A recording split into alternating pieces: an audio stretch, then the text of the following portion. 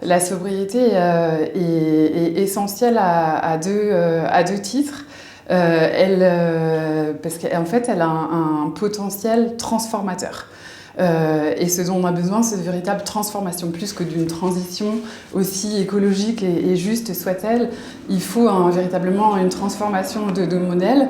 Et la sobriété a ce potentiel-là parce qu'elle porte en elle une dimension systémique. Il y a un volet un peu technique, la sobriété énergétique, mais il y a une dimension bien plus sociétale et en fait un peu éthique, avec l'idée de poursuivre un chemin permettant d'être plus en phase avec les limites planétaires. Elle a aussi une deuxième vertu, c'est qu'elle peut être potentiellement extrêmement fédératrice et faire consensus, parce qu'en fait, elle s'adresse à l'individu et au collectif. Et elle permet aussi de dépasser le débat entre croissance et décroissance qui se pose uniquement en termes économiques, avec la question des indicateurs qui se posent. Et elle permet d'inviter à un chemin qui va un peu au-delà de cette alternative.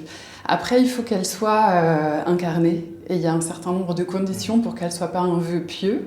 Il y a un certain nombre d'éléments, notamment lutter contre les inégalités. On ne va pas demander à des gens de baisser le chauffage à 19 degrés quand la question du chauffage tout court est une question pour eux. Il y a un sujet aussi autour de la régulation de la pub, régulation des activités les plus polluantes pour ne pas être dans la dissonance des messages.